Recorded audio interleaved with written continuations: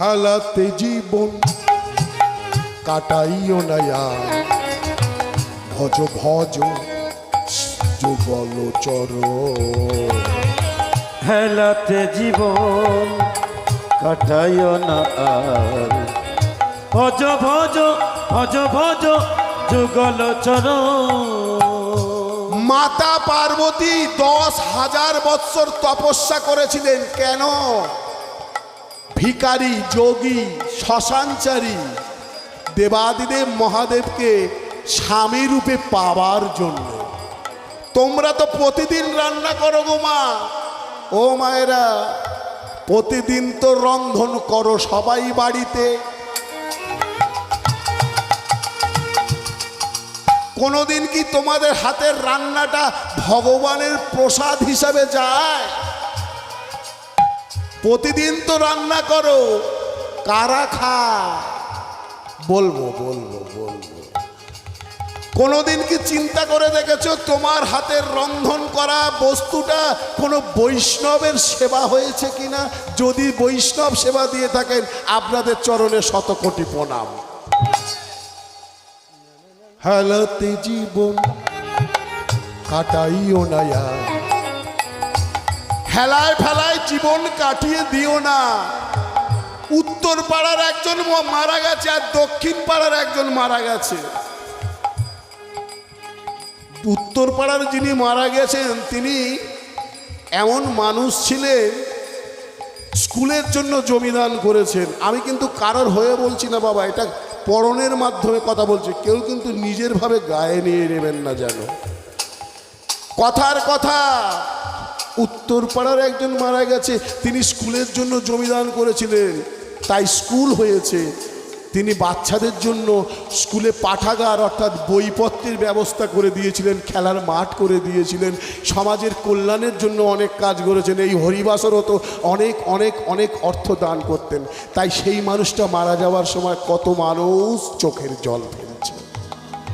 আর দক্ষিণ পাড়ার একজন ধনী ব্যক্তি মারা গেছে, লোকে বলে ও মরে গেছে, ভালোই হয়েছে। কেউ দেখবেন মাসে লক্ষ টাকা ইনকাম করতে পারে। এই যে কমিটির বাবারা বৎসরে একবার হলেও এখানে এই যে একটা হরিবাসরের আয়োজন করেন, কয়েক লক্ষ টাকা খরচের ব্যাপার আছে। যারা করে তারাই জানে। এরা আমাকে ফোন করে বলছে বাবাজি একপালা গান করতে হবে, আজ 2 বছর ধরে আপনাকে টানা হেল্লা করছি। আমি বলি এইসব তোরা ভালো করে দিতে পারবি না তো কেন করিস? 5টা মালসা দিবি, চাঁদা তুলবি, কিছু পয়সা পকেটে ঢুকে নিবি, ঝামেলা চুকে যাবে।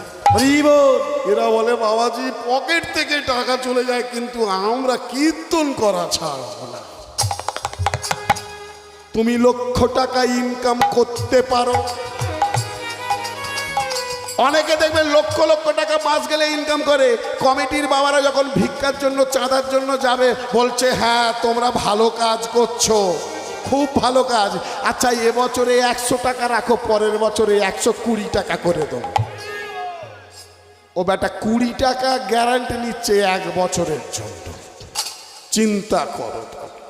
আর দেখবেন একজন রাজমিস্ত্রি, একজন কাঠমিস্ত্রি, একজন দিনমজুর, সে কিন্তু কিছু কিছু করে জমিয়ে রেখেছে। বলছে একটা দল আসবে, এই দলের টাকাটা আমি আমার অর্থ থেকে দেব।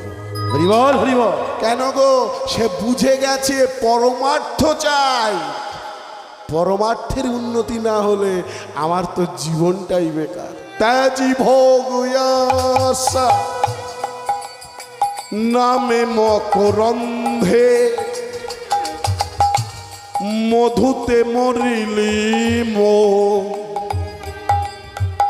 এ মায়ার সংসারে তেজি ভোগ আশা,